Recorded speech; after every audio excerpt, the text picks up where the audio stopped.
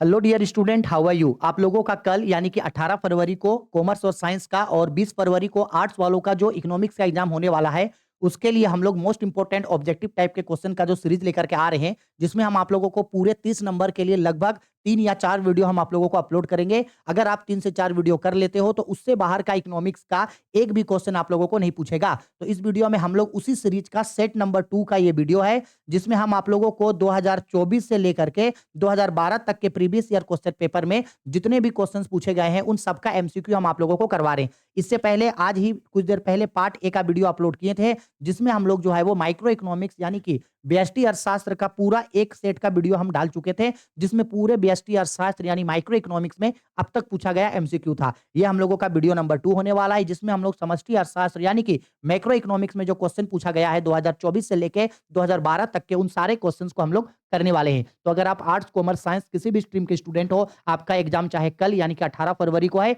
या आपका एग्जाम 20 फरवरी को है, तो आपको ये वीडियो ध्यान से देखना है, क्योंकि इकोनॉमिक्स में अगर आप अच्छा नंबर लाना चाहते हैं तो वो तभी पॉसिबल होगा जब आपका एमसीक्यू सही होगा। ठीक है, चलो समय नहीं गवाते हैं, स्टार्ट करते हैं। तो ये हम लोगों का यूनिट नंबर 6 होने वाला है, यानी कि बेसिकली मैक्रो इकोनॉमिक्स यानी समष्टि अर्थशास्त्र का यूनिट नंबर 1। ठीक है, चलो समय नहीं गवाते हैं, डायरेक्ट हम लोग क्वेश्चन करते हैं क्योंकि समय बहुत ज्यादा कम है। क्वेश्चन नंबर 1 पे बोल रहा है, समष्टि अर्थशास्त्र के अध्ययन का विषय है the subject of study of macro economics. तो इसका राइट आंसर होगा राष्ट्रीय आय का सिद्धांत यानी the principle of national income. हम आंसर आप लोगों को बताते जाएंगे क्योंकि अभी समय बहुत कम है। एक एक क्वेश्चन को एक्सप्लेन करने का समय बिल्कुल नहीं है, क्योंकि हम आप लोगों को हर चीज करवाए हैं। लेकिन ऐसे स्टूडेंट जो हमसे अभी जुड़ रहे हैं, तो बच्चा आप लोगों को भी जो जो क्वेश्चन करवा रहे हैं वो करते जाओ। एग्जाम में आप लोगों का बहुत शानदार नंबर आने वाला है और इस बार एग्जाम में आप लोग फोड़ के रख दोगे। तो बोल रहा है समष्टि अर्थशास्त्र में राष्ट्रीय आय के बारे में पढ़ते हैं। उपभोक्ता व्यवहार हो गया, उत्पादक सिद्धांत, ये सब जो है हम लोगों का ये व्यष्टि अर्थशास्त्र में आता है। ठीक है, यानी माइक्रो इकोनॉमिक्स में आता है प्रिंसिपल ऑफ कंज्यूमर और प्रोड्यूसर के बारे में। ठीक है, तो 1 का आंसर होगा ए। क्वेश्चन नंबर 2 पे आते हैं।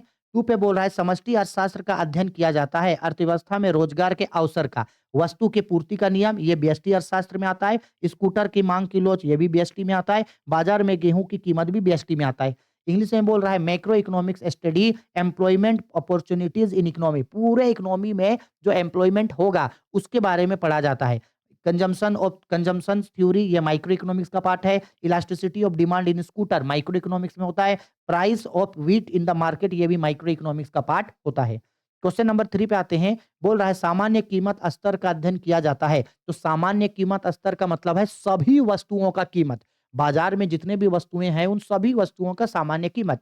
तो ये मेरा समष्टि अर्थशास्त्र में पढ़ा जाएगा। General price level is studied in macro economics में पढ़ा जाता है। ठीक है, जब कभी भी छोटा चीज का बात आएगा तो वो माइक्रो होता है, और जब बड़ा चीजों के बारे में आएगा, सबका आएगा, एग्रीगेट आएगा, तो वो समष्टि अर्थशास्त्र यानी कि मैक्रो इकोनॉमिक्स होता है। रोजगार सिद्धांत का संबंध होता है किससे? तो रोजगार सिद्धांत का संबंध, क्योंकि रोजगार सबको देने का बात है, तो रोजगार जो है वो समष्टि अर्थशास्त्र से जुड़ा हुआ है। Employment theory is related to the macroeconomic. ठीक है, आगे आते हैं क्वेश्चन नंबर हम लोग 5 पे। पूंजी के स्टॉक में वृद्धि कहलाती है। Increase in the stock of capital is known. अगर कभी भी हम लोग का जो पूंजी है वो पूंजी अगर बढ़ गया तो बोलेंगे कि पूंजी का निर्माण हो गया, यानी अगर कभी भी स्टॉक इंक्रीज हो गया तो उसको बोलेंगे कैपिटल फॉर्मेशन है। और अगर पूंजी हम लोगों का घट गया तो उसको बोलते हैं पूंजी ह्रास। अगर कैपिटल डिक्रीज हो गया तो उसको बोलते हैं हम लोग कैपिटल लॉस। ठीक है, याद रखना। नेक्स्ट आते हैं क्वेश्चन नंबर 6 पे। बोला जा रहा है समष्टि अर्थशास्त्र के अंतर्गत निम्न में से किसका अध्ययन किया जाता है। अब देखो, समष्टि अर्थशास्त्र में सबके बारे में पढ़ते हैं। राष्ट्रीय आय भी पढ़ेंगे, पूर्ण रोजगार भी पढ़ेंगे, कुल उत्पाद भी पढ़ेंगे, यानी उपरोक्त में से सभी। विच of the following is studies under macro economics. तो यहाँ पे इनकम, नेशनल इनकम हो गया, फुल एम्प्लॉयमेंट हो गया, टोटल प्रोडक्शन, सबके बारे में पढ़ा जाता है। तो ऑप्शन डी इसका राइट आंसर होगा। क्वेश्चन नंबर 7 पे आते हैं। 7 पे बोल रहा है समष्टि अर्थशास्त्र का अध्ययन किया जाता है। समष्टि अर्थशास्त्र में व्यक्तिगत इकाइयों के साथ साथ समग्र इकाइयां भी शामिल होती है। मैक्रो इकोनॉमिक्स में जो है वो इंडिविजुअल यूनिट्स और एग्रीगेट सब, मतलब मैक्रो इकोनॉमिक्स के अंदर में दोनों चीज आ जाता है।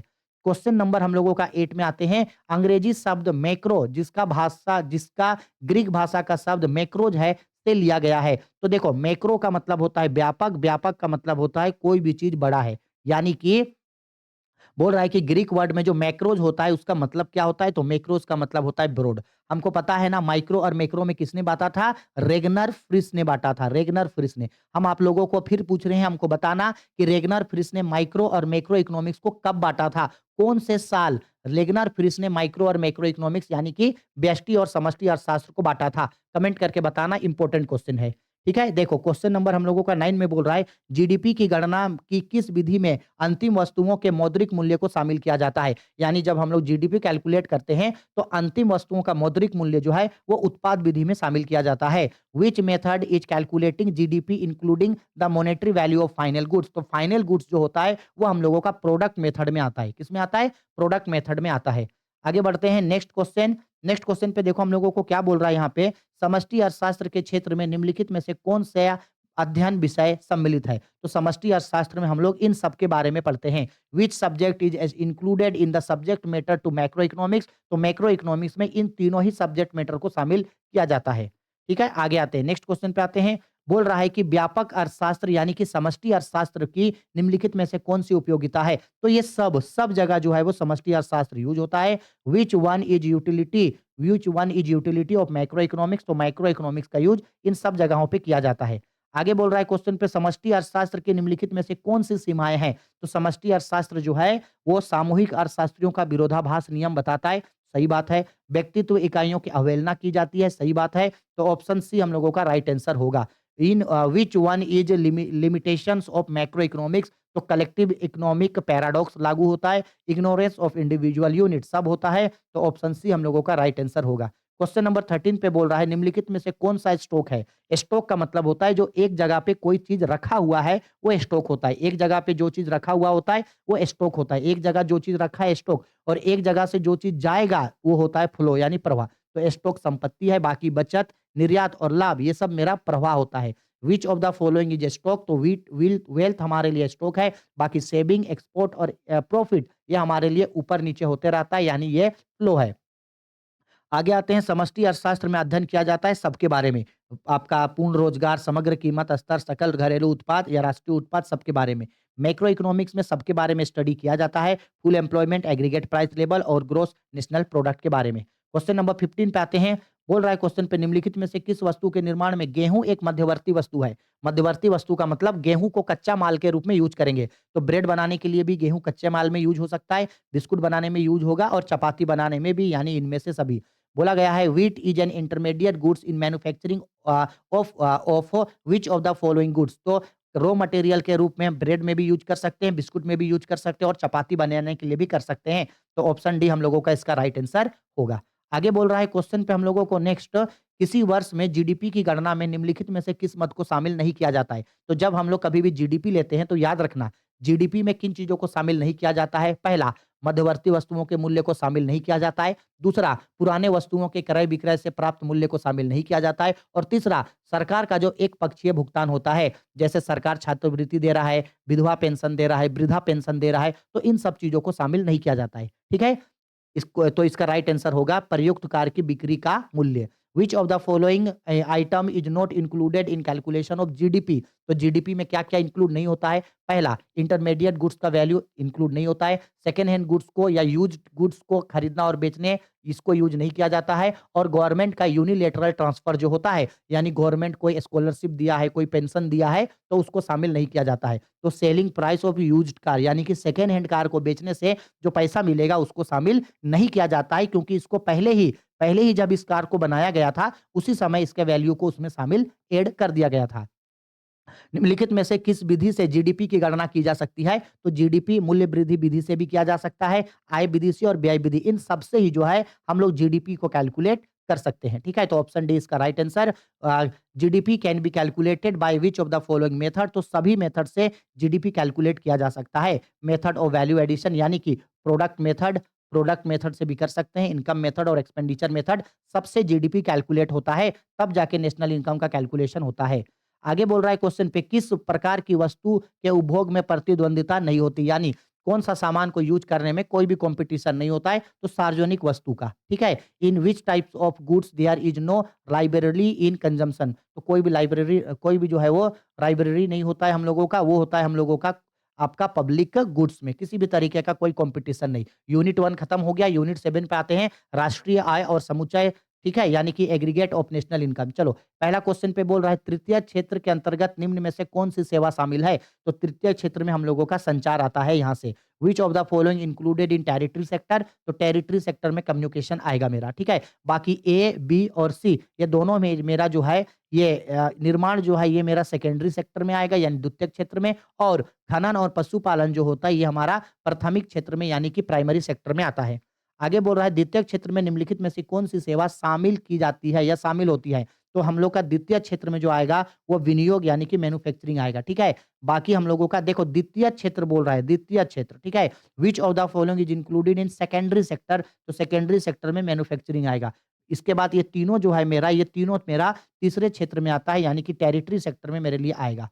देखो, अब ये यहाँ पे हमको बोल रहा है कि एक एक लेखा वर्ष में किसी देश की घरेलू सीमा में सभी उत्पादकों द्वारा जितनी भी अंतिम वस्तुओं और सेवाओं का उत्पादन किया जाता है, उनके बाजार मूल्य के योग को जीडीपी कहा जाता है। हम बार-बार बताते हैं ना, जीडीपी का मीनिंग हम आप लोगों को बार-बार बताए हैं। The market price of all final goods and services produced in the domestic territory of a country is known as GDP. किस नाम से जाना जाता है इसको? जीडीपी के नाम से जाना जाता है। यहाँ हमको फॉर्मूला पूछ रहा है GDP MP is equal to, तो फॉर्मूला होता है, फॉर्मूला पूछ रहा है GNP MP, gross national product at market price. तो फॉर्मूला होता है GNP MP is equal to GDP MP plus विदेशों से प्राप्त शुद्ध साधन है, यानी कि GNP MP is equal to GDP MP plus net factor income from abroad. Option B इसका राइट आंसर हम लोगों का होगा।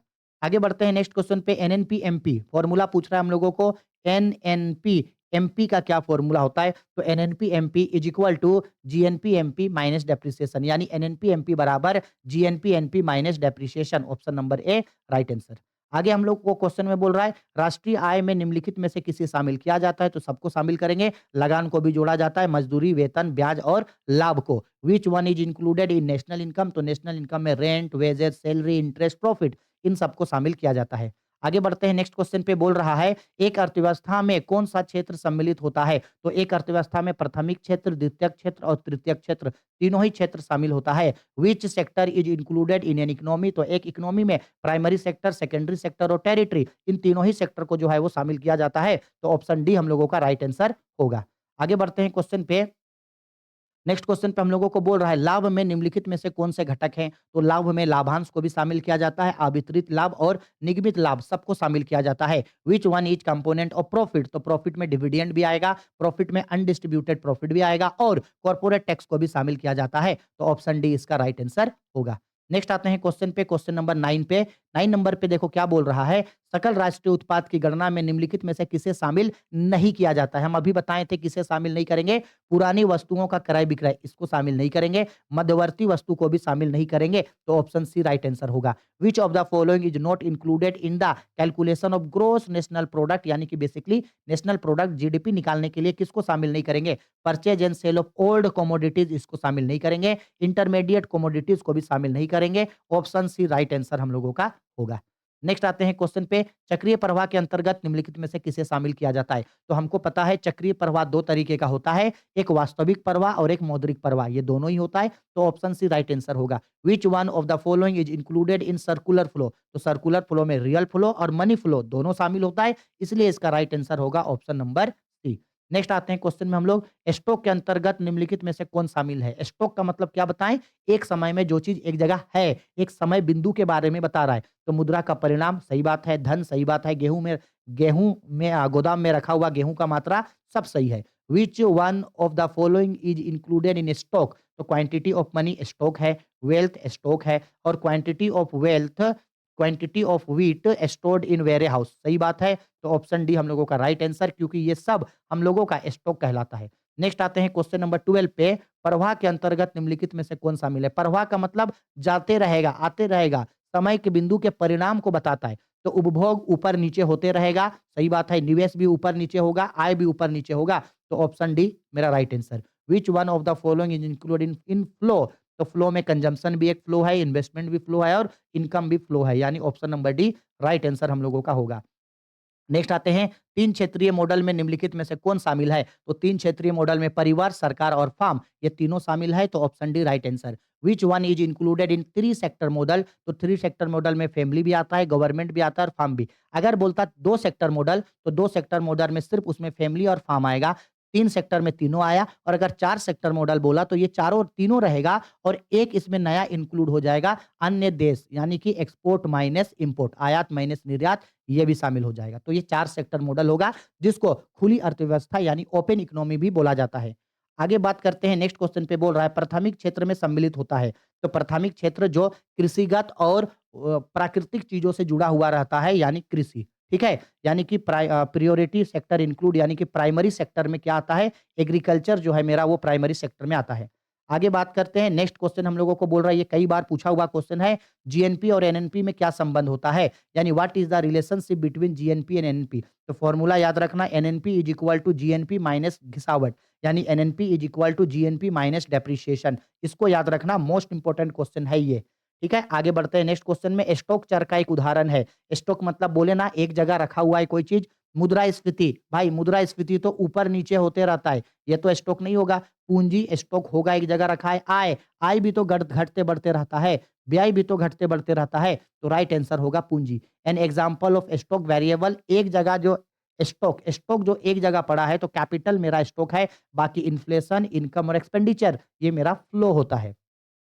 नेक्स्ट क्वेश्चन पे बोल रहा है, राष्ट्रीय आय के आकलन में किसी वस्तु या सेवा का मूल्य एक से अधिक बार शामिल करना क्या कहलाता है? अगर हम नेशनल इनकम कैलकुलेट कर रहे हैं, और वहां पे अगर किसी वस्तु के मूल्य को एक से ज्यादा बार जोड़ दिए, तो उसको दोहरी गणना बोला जाता है। और ये प्रॉब्लम जो है, ये हम लोगों का प्रोडक्ट मेथड में आता है। प्रोडक्ट मेथड का मतलब जो उत्पाद विधि होता है, उसमें यह प्रॉब्लम देखने को मिलता है। To include the value of goods और services more than one time while calculating national income is called double counting. क्या बोला जाता है इसको?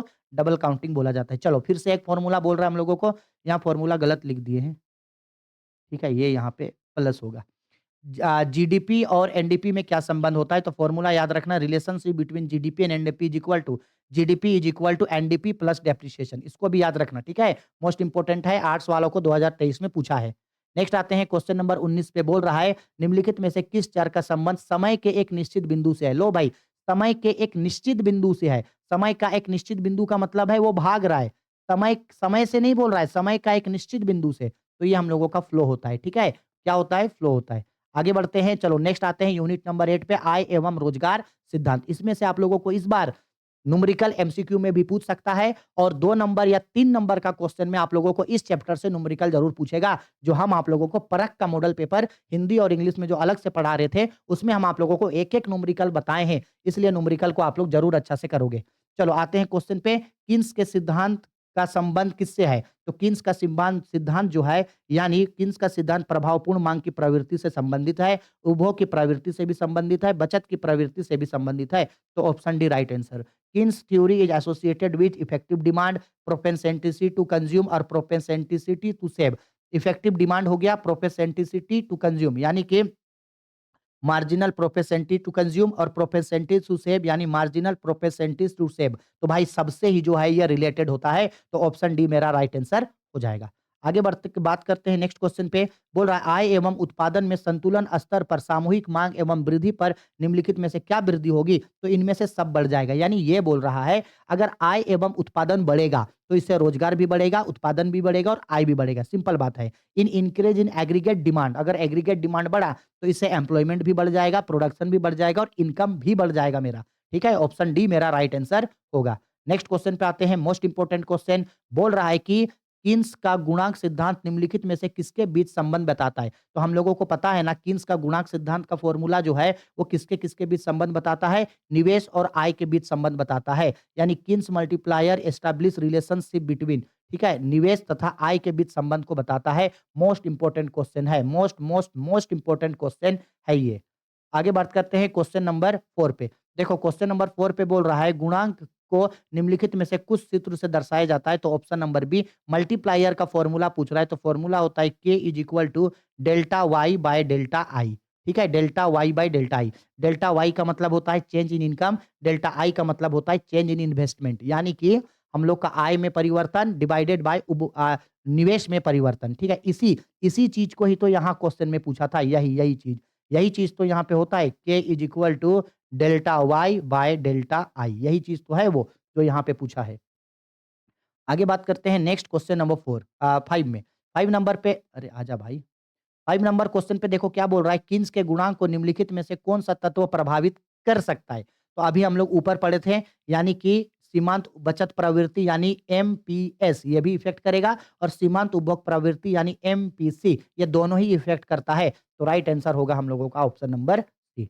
आगे आते हैं एमपीसी का वैल्यू क्या होता है? हमेशा याद रखना एमपीसी का वैल्यू या एमपीएस का जो वैल्यू होता है वो 0 से ज़्यादा लेकिन 1 से कम होता है। 0 से ज़्यादा लेकिन 1 से कम होता है और याद रखना एमपीसी प्लस एमपीएस का जो वैल्यू होता है वो हमेशा 1 के बराबर होगा, ठीक है? और याद रखना K is equal to 1 by 1 minus MPC होता है और अगर एमपीएस रहा तो K is equal to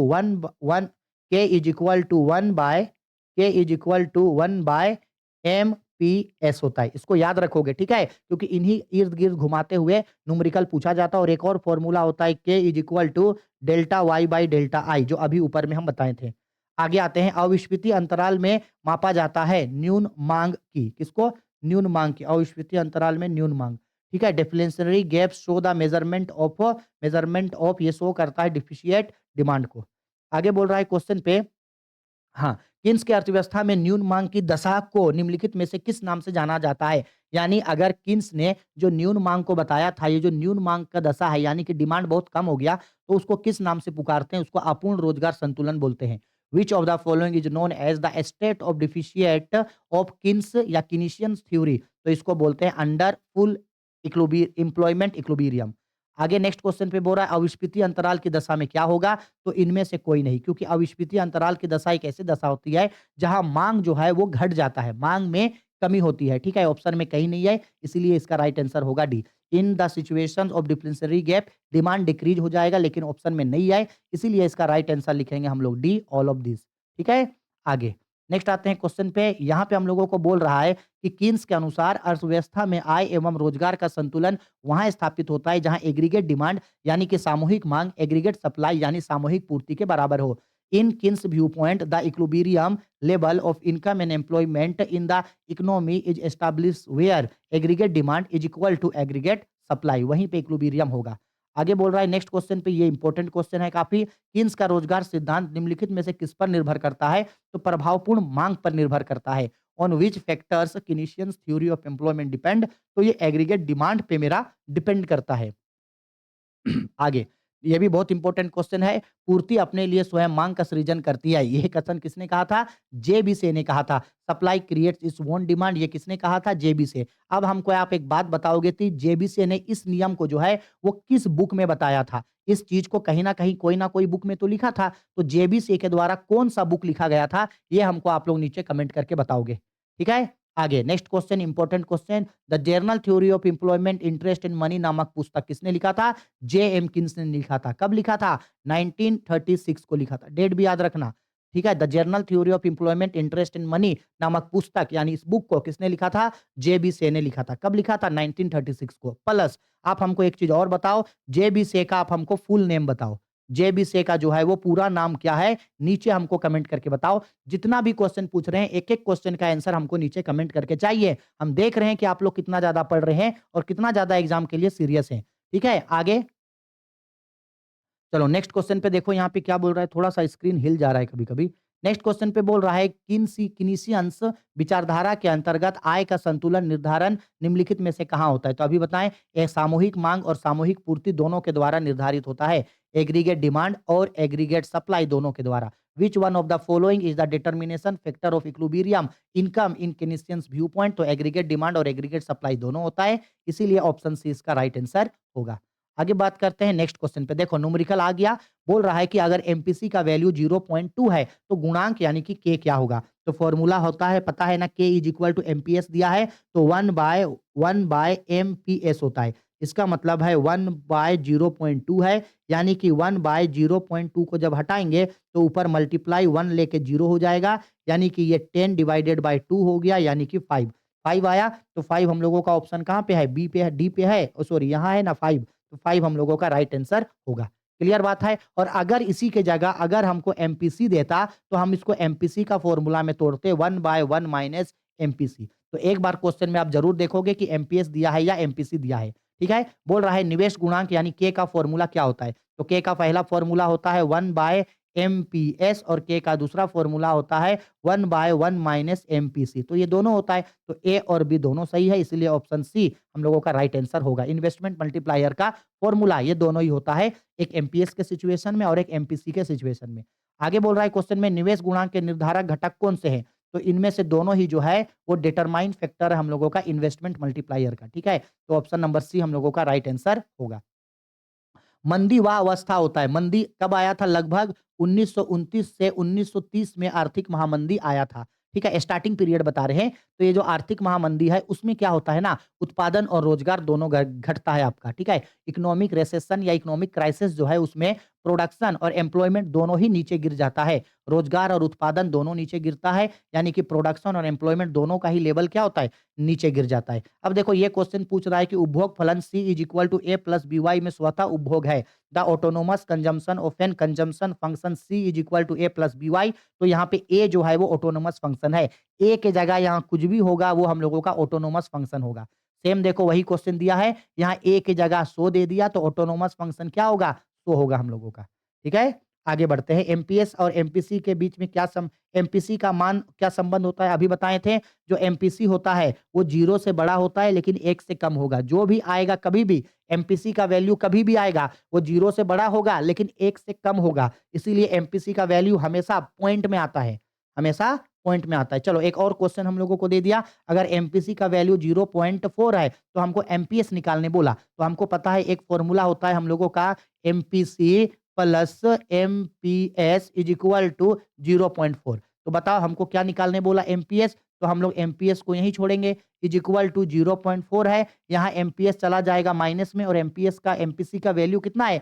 1 minute भाई रुक जा, फॉर्मूला ही गलत लिख रहे हैं। फॉर्मूला होता है MPC plus MPS is equal to 1। तो एमपीएस एमपीसी देखो यहाँ पे एमपीसी का वैल्यू कितना है? एमपीसी का वैल्यू है 0.4। तो ये हो जाएगा 0.4 प्लस एमपीएस तो निकालना है इज इक्वल टू 1। यानी कि एमपीएस को हम लोग यहीं छोड़ देंगे। एमपीएस इज इक्वल टू ये 1 है, ये माइनस होके उधर चला जाएगा 0.4, यानी कि ये घट जाएगा तो कितना होगा? 0.6 आएगा हम लोग का। तो 0.6 हम लोगों का आंसर। और अगर एमपीएस रहता और मल्टीप्लायर का फॉर्मूला मल्टीप्लायर मांगता तो डालते 1/1 माइनस एमपीसी। इसको डाल करके हम लोग इसको सोल्व करते। ठीक है? चलो आगे बढ़ते हैं। ये सेक्शन भी हो गया। अब आते हैं मुद्रा और बैंकिंग यानी मनी एंड बैंकिंग वाले क्वेश्चन पे। चलो पहला क्वेश्चन पे आते हैं। निम्नलिखित में से किसके अनुसार मुद्रा वह है जो मुद्रा का कार्य करे? किसने कहा था money is what money does? तो ये हार्टले विदर्स ने कहा था। किसने कहा था? हार्टले विदर्स ने कहा था कि money is what money does. Question number 2 पे आते हैं। निम्नलिखित में से कौन सा मुद्रा का कार्य नहीं है? तो कीमत स्थिर रखना ये मुद्रा का काम नहीं है। विच of the following is not a function of money? तो प्राइस स्टेबिलिटी करना जो है वो मनी का फंक्शन नहीं है। बोला गया है व्यापारिक बैंक क्या है? ऑप्शन ए, क्या व्यापारिक बैंक नोट जारी करता है? नहीं भाई, गलत बात है। कमर्शियल बैंक्स कभी भी करेंसी नोट्स इशू नहीं करता। ग्राहकों से जमा स्वीकार करता है? एक्सेप्टिंग डिपॉजिट फ्रॉम कस्टमर, हाँ करता है। ग्राहकों को ऋण देता है? प्रोवाइड लोन टू कस्टमर, हाँ। तो बी और सी दोनों सही है, इसलिए राइट आंसर होगा हम लोगों का ऑप्शन नंबर डी। आगे बढ़ते हैं। साख मुद्रा का विस्तार होता है जब नगद का अनुपात को घटा दिया जाता है। Credit money is increase when CRR falls. जब क्रेडिट कंट्रोल रिजर्व को या क्रेडिट रिजर्व रेशियो को कम कर देंगे तो हम लोगों का बैंकों के पास पैसा ज्यादा रहेगा, तो उस समय वो ज्यादा साख का सृजन कर सकता है। आगे नेक्स्ट आते हैं क्वेश्चन पे। यदि केंद्रीय बैंक, देखो ये भी क्वेश्चन अच्छा है। बोल रहा है क्वेश्चन पे यदि केंद्रीय बैंक वैधानिक तरलता अनुपात को बढ़ा देता है तो व्यापारिक बैंकों की ऋण देने की क्षमता में कमी आ जाती है। If the central bank increase the statutory liquidity ratio, यानी कि एसएलआर को अगर ये बढ़ा देगा तो उससे बैंकों का लोन देने का कैपेसिटी कम हो जाएगा। क्यों? क्योंकि एसएलआर बढ़ा दिया यानी उन लोगों के पास पैसा तो रहेगा ही नहीं, तो वो लोग लोन कम दे सकता है। आगे बोल रहा है क्वेश्चन पे मुद्रा की पूर्ति का नियमन कौन करता है? तो मुद्रा की पूर्ति का नियमन भारत में रिजर्व बैंक ऑफ इंडिया करता है। Who regulate monetary policy? तो इंडिया में मॉनेटरी पॉलिसी जो है वो आरबीआई बनाता है। गवर्नमेंट क्या बनाता है? तो गवर्नमेंट बनाता है राजकोषीय नीति। कल ही हम 5 नंबर का क्वेश्चन में पढ़ाए थे। गवर्नमेंट बनाता है राजकोषीय नीति, जिसको हम लोग बोलते हैं fiscal policy. Fiscal policy government बनाता है। आगे आते हैं नेक्स्ट क्वेश्चन पे। बोल रहा है भारत में 1 रुपया का नोट कौन जारी करता है, या भारत में 1 रुपया का नोट या सिक्का कौन छापता है? तो ये भारत का वित्त मंत्रालय यानी कि फाइनेंशियल मिनिस्टर ऑफ गवर्नमेंट छापता है। आगे आते हैं व्यावसायिक बैंक क्या है? यानी कि कमर्शियल बैंक क्या है? जमा स्वीकार करता है, एक्सेप्ट डिपॉजिट करता है, हाँ। ऋण प्रदान करता है, एडवांसिंग लोन, लोन देता है, हाँ। लॉकर की सुविधा देता है, प्रोवाइडिंग लॉकर फैसिलिटी, हाँ। तो ऑप्शन नंबर डी इसका राइट आंसर होगा, क्योंकि एक व्यावसायिक बैंक यानी कमर्शियल बैंक ये सारा काम करता है। नेक्स्ट क्वेश्चन पे आते हैं। भारत में व्यावसायिक बैंकों का राष्ट्रीयकरण किस वर्ष हुआ था? In which year has commenced banks nationalisation? 1969 में उस समय भारत के 16 बैंकों का राष्ट्रीयकरण हुआ था। 16 बैंकों का ना? हाँ, 16 बैंकों का। फिर आगे जाकर के 1980 को फिर जाकर के भारत में 16 नहीं शायद 14 बैंकों का। अच्छा रुको, हम अभी आगे आपको देख के बताते हैं। हाँ, कितना बैंकों का नेशनलाइजेशन हुआ था? 16 या 14 बैंकों का? अच्छा इसको बताते हैं। और फिर 1980 में जो है फिर शायद 6 बैंकों का फिर से नेशनलाइजेशन हुआ था। रुको, 1969 में कितना बैंकों का नेशनलाइजेशन हुआ था? आगे देख के बताते हैं।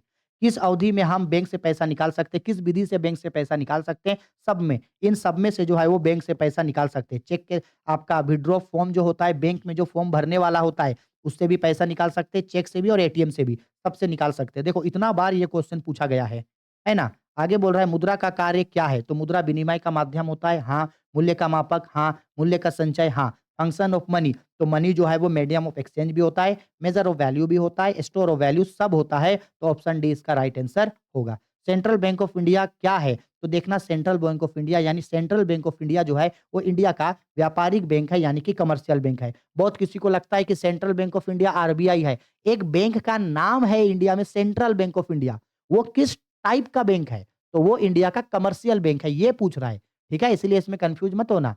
चलो आगे आते हैं क्वेश्चन पे। रिज़र्व बैंक ऑफ इंडिया की स्थापना कब हुई थी? 1900 बाप रे बाप! गलत लिख दिए। रिज़र्व बैंक ऑफ इंडिया की स्थापना 1935 को हुई थी। ठीक है? कब हुआ था? तो 1935 को हुआ था और इसका मुख्यालय कहाँ है? आप हमको कमेंट करके बताओ कि आरबीआई का मुख्यालय कहाँ है? हेडक्वार्टर आरबीआई का कहाँ है? नीचे हमको कमेंट करके बताओ।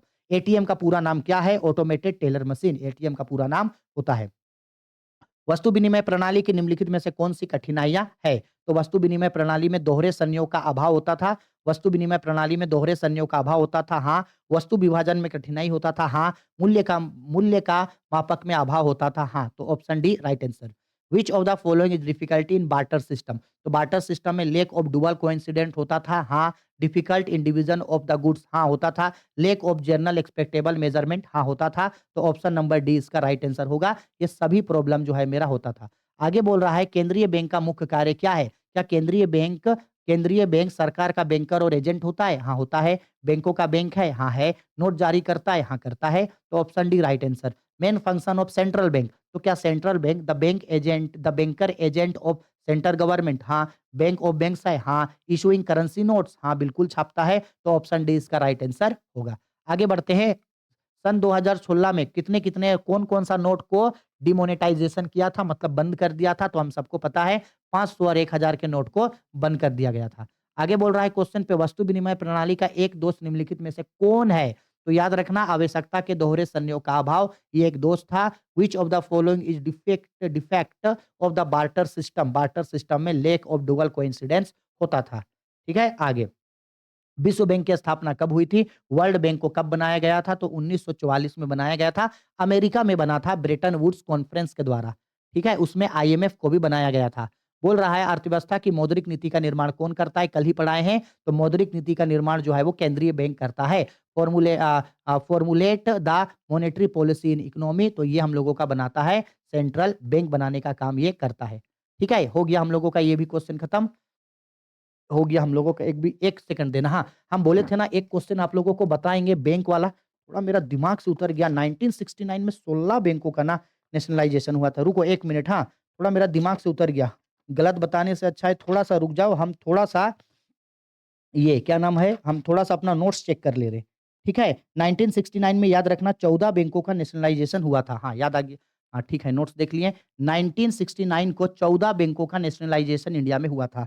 ठीक है? इसके बाद आगे जाकर के 1980 में जो है वो फिर कितने बैंकों का नेशनलाइज़ेशन हुआ था? 1980 में आगे जाकर के जो है वो आपका 6 बैंकों का नेशनलाइज़ेशन हुआ था। 1980 में आगे जाके 6 बैंकों का नेशनलाइज़ेशन हुआ था। थोड़ा इसको याद रख लेना, हाँ? ठीक है, चलो आगे बढ़ते हैं।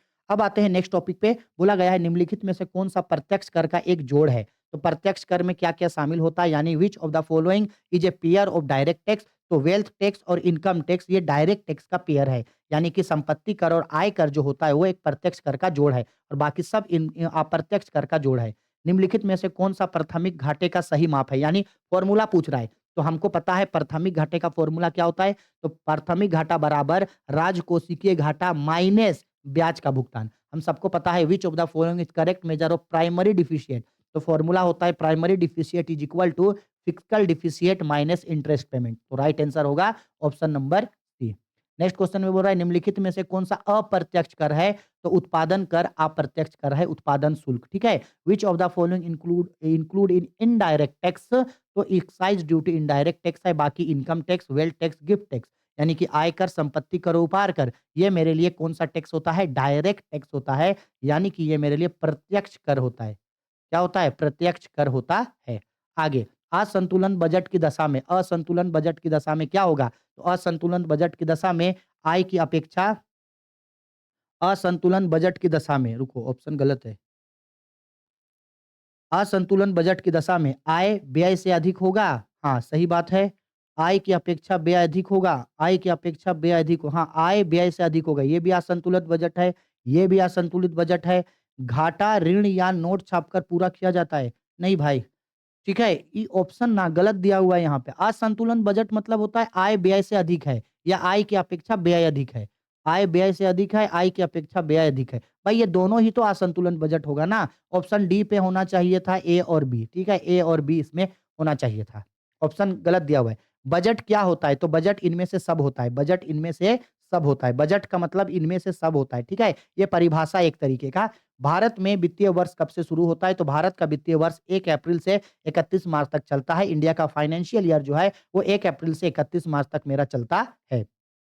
आगे, बजट प्राप्तियों के संगठक निम्नलिखित में से कौन से हैं? तो बजट प्राप्तियों में हम लोगों का राजस्व प्राप्ति और पूंजीगत प्राप्ति दोनों को शामिल किया जाता है। Which is component of budget receipts? तो बजट रिसिप्ट्स में 2 तरीके का रिसिप्ट्स होता है, एक रेवेन्यू रिसिप्ट्स और एक कैपिटल रिसिप्ट्स। इसलिए ऑप्शन नंबर सी हम लोगों का राइट आंसर हो जाएगा।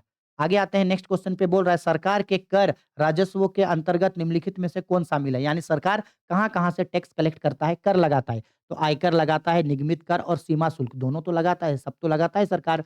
The tax revenue of the government include income tax भी लगाता है, कॉर्पोरेट टैक्स भी लगाता है और एक्साइज टैक्स भी लगाता है, सब तो लगाता है गवर्नमेंट।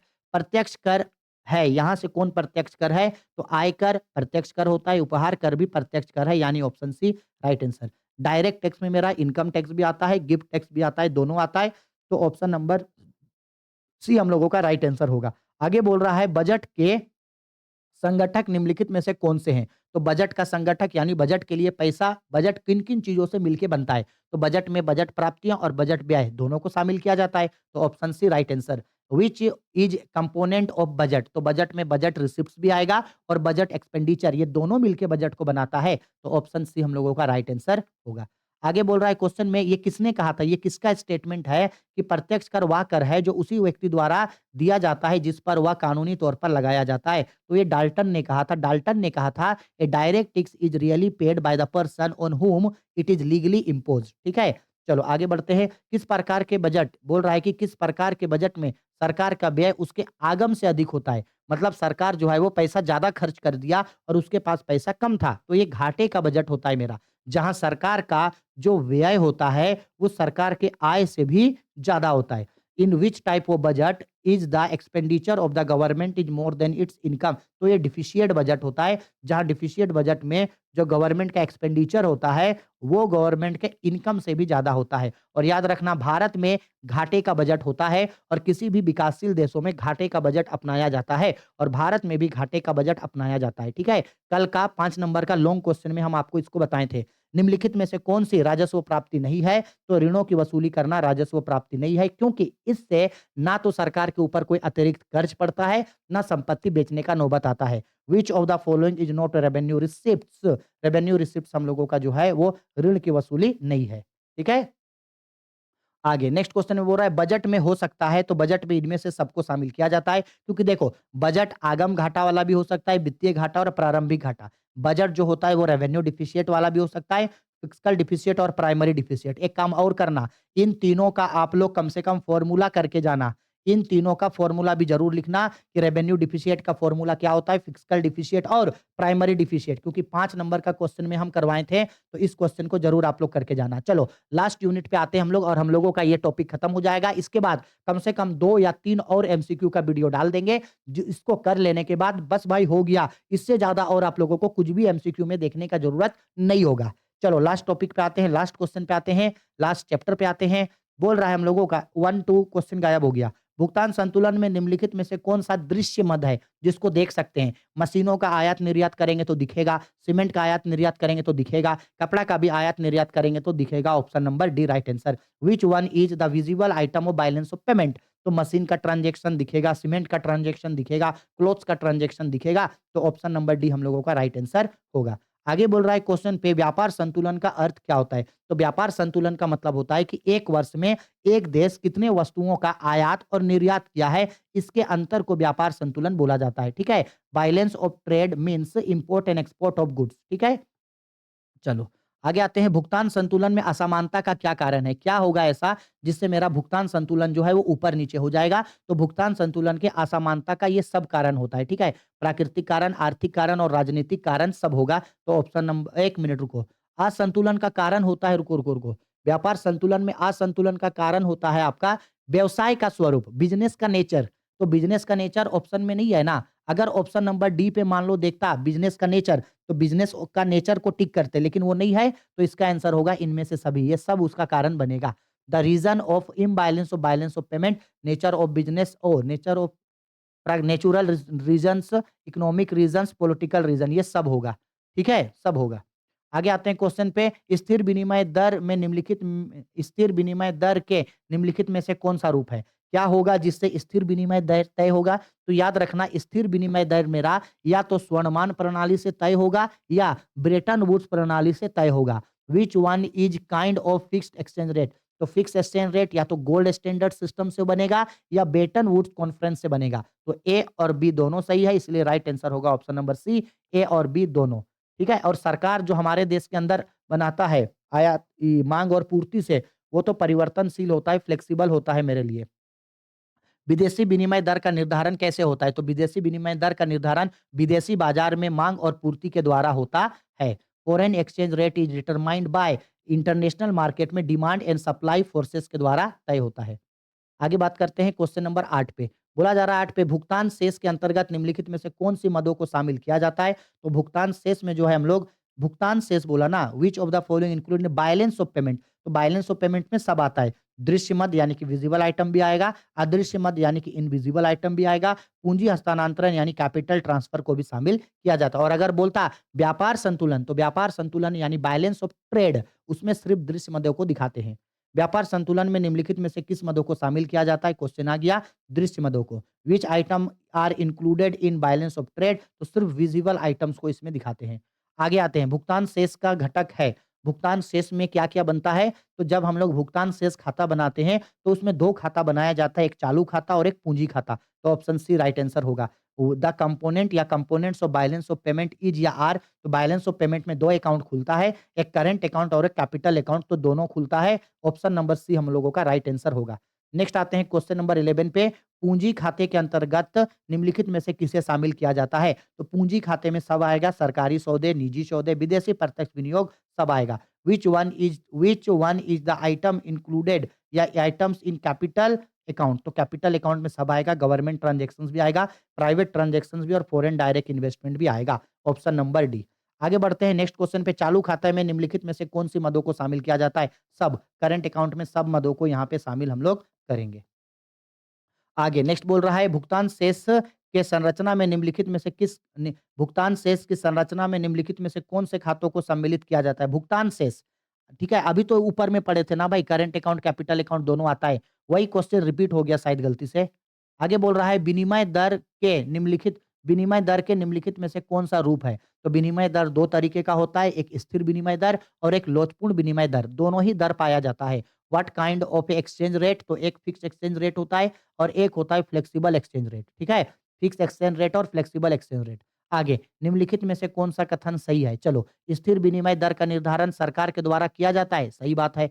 स्थिर विनिमय दर सरकार तय करेगा, सही बात है। लोचपूर्ण विनिमय दर का निर्धारण बाजार की शक्तियों यानी मांग और पूर्ति द्वारा किया जाता है, सही बात है। तो ऑप्शन सी इसका राइट आंसर होगा। Which of the following is true? पहला, fixed exchange rate is determined by the government, हाँ सही बात है। Flexible exchange rate is determined by the market force यानी डिमांड और सप्लाई के द्वारा होता है, बिल्कुल सही बात है। तो ऑप्शन नंबर सी हम लोगों का राइट आंसर होगा। बोला गया है विदेशी विनिमय दर का निर्धारण होता है। देखो, विदेशी विनिमय दर का निर्धारण विदेशी विनिमय बाजार में मांग और पूर्ति के द्वारा होता है। Foreign exchange rate is determined bye demand and supply in exchange market. आगे बढ़ते हैं नेक्स्ट क्वेश्चन पे। निम्नलिखित में से कौन सा मद भुगतान संतुलन के चालू खाते का एक घटक है? तो वस्तुओं का निर्यात करना, export of goods. Which of the following item is component of current account of balance of payment? तो होता है एक्सपोर्ट ऑफ गुड्स। आगे बढ़ते हैं हम लोग। भुगतान संतुलन में असंतुलन के निम्नलिखित में से कौन सा कारण है? भुगतान संतुलन असंतुलन हो गया, इसका कारण है व्यापार चक्र। Which of the following is the economic reason of imbalance in balance of payment? तो राइट आंसर होगा बिजनेस साइकिल। बिजनेस साइकिल इसका राइट आंसर होगा। आगे बढ़ते हैं नेक्स्ट क्वेश्चन पे। नेक्स्ट क्वेश्चन पे बोल रहा है हम लोगों का पूर्ति अधिक की स्थिति में किसी वस्तु की कीमत में क्या परिवर्तन होगा? जब पूर्ति अधिक हो जाएगा तो उस वस्तु की कीमत कम हो जाएगा। In the situation of excess of supply the tendency of price of goods, तो उस कंडीशन पे गुड्स का जो प्राइस है वो मेरा घट जाएगा। ठीक है, सप्लाई बढ़ जाएगा तो प्राइस तो मार्केट में घटेगा ही। उच्च कीमत निर्धारण, इसका ऑप्शन गलत लिख दिए हैं। इसका राइट आंसर होगा ऑप्शन नंबर बी। उच्च कीमत निर्धारण, उच्च निर्धारित कीमत में बाजार में किस स्थिति उत्पन्न होती है? तो अधिक की मांग की स्थिति उत्पन्न होती है, इसको याद रखना। Due to the maximum fixed price the situation arise in the market excess demand. क्या होगा? एक्सेस डिमांड मेरा होगा। आगे आते हैं नेक्स्ट क्वेश्चन पे। बोल रहा है निम्नलिखित में से किस परिस्थिति में मुद्रा की पूर्ति में कमी आएगी? क्या करेंगे जिससे मुद्रा की पूर्ति कमी हो जाएगी? तो नगद सुरक्षित अनुपात यानी क्रेडिट रिजर्व रेशियो को जब हम लोग बढ़ा देंगे। ठीक है, in which of the following situation it can there can be decrease in supply of money? तो इंक्रीज इन सीआरआर, इंक्रीज कर देंगे सीआरआर को तो मनी सप्लाई कम हो जाएगा। बाकी बैंक दर में कमी करेंगे, डिक्रीज इन बैंक रेट, तो इससे सप्लाई इंक्रीज हो जाएगा। इससे सप्लाई इंक्रीज हो जाएगा यानी सप्लाई बढ़ जाएगा। ऑप्शन नंबर सी से भी सप्लाई बढ़ जाएगा क्योंकि मार्केट में पैसा ज्यादा आएगा। बोला किससे सप्लाई कम होगा? तो ऑप्शन बी से सप्लाई कम होगा। बाकी ए और बी इन दोनों से ही सप्लाई यानी मुद्रा की पूर्ति बढ़ जाएगी। ठीक है, आगे आते हैं क्वेश्चन नंबर 22 पे। बोल रहा है कि जब किसी देश की विदेशी विनिमय दर का निर्धारण बाजार की शक्तियों द्वारा होता है तो इसे क्या कहा जाता है? सिंपल बात है, बाजार की शक्ति द्वारा विदेशी विनिमय दर तय हुआ तो इसको बोलते हैं परिवर्तनशील विनिमय दर। और परिवर्तनशील विनिमय दर का ही दूसरा नाम होता है तितरी विनिमय दर। क्या होता है? तितरी विनिमय दर। कभी भी किसी भी देश में एक्सचेंज रेट अगर डिमांड और सप्लाई से तय हुआ है तो वो मेरे लिए फ्लेक्सिबल एक्सचेंज रेट होता है, वो घटते बढ़ते रहेगा फिर। तो ये जो फ्लेक्सिबल एक्सचेंज रेट है उसी को बोला जाता है फ्लोटिंग एक्सचेंज रेट। क्या बोला जाता है? Floating exchange rate. आगे बढ़ते हैं क्वेश्चन नंबर 23 पे। बोल रहा है निम्नलिखित में से भुगतान संतुलन का चालू खाते का एक घटक कौन सा है? यानी कि वस्तु का आयात। विच of the following is a component of current account of balance of payment? तो राइट आंसर होगा इंपोर्ट ऑफ गुड्स। आगे आते हैं नेक्स्ट क्वेश्चन पे। भारत में विदेशी मुद्रा का प्रवाह का एक कारण है, यानी भारत में विदेशी पैसा आएगा उसका कारण इनमें से सब हो सकता है। विदेशी उपहार से मिला, विदेशी प्रत्यक्ष निवेश से मिला, वस्तुओं का निर्यात करने से मिला, सबसे होगा। ठीक है, यानी कि पैसा गिफ्ट हो गया, फॉरेन डायरेक्ट इन्वेस्टमेंट और इंपोर्ट एंड एक्सपोर्ट गुड्स, इन सब से इंडिया में जो है वो फॉरेन करेंसी मेरा आ सकता है। ठीक है, आया समझ में? 24 के बाद आगे बस हो गया हम लोगों का क्वेश्चन यहाँ तक कंप्लीट। ठीक है, आप लोगों को शायद हो सकता है लगे कि सर आप तो इतना जल्दी-जल्दी हम लोगों को बता दिए, क्योंकि इसके लिए वन शॉट वीडियो पहले अपलोड किए थे। इसलिए हम हर एक चीज़ को पहले भी एक्सप्लेन किए थे। तो झूठ-मूठ का उसको एक्सप्लेन करने से तो कोई फ़ायदा होने वाला नहीं है ना, ठीक है? क्योंकि समय कम है अभी। अब हम लोग जो है एमसीक्यू के ऊपर और हम आप लोगों का 2 से 3 वीडियो लाएँगे। उतना वीडियो कर लेना, इसके बाद आपको एमसीक्यू में कहीं से कुछ भी क्वेश्चन पूछे, उतने ही वीडियो से आपका सारा चीज़ कवर हो जाएगा, ठीक है?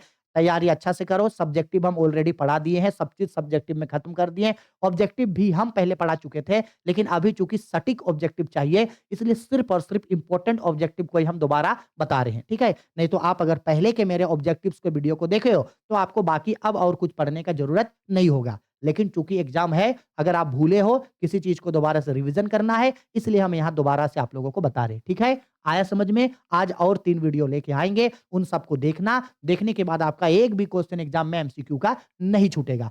आई होप आपको सब चीज़ पसंद आया। अगर आपको कोई दिक्कत, डाउट, परेशानी है, तो आप बेझिझक वीडियो के कमेंट बॉक्स पे कमेंट करके हमसे पूछ लेना।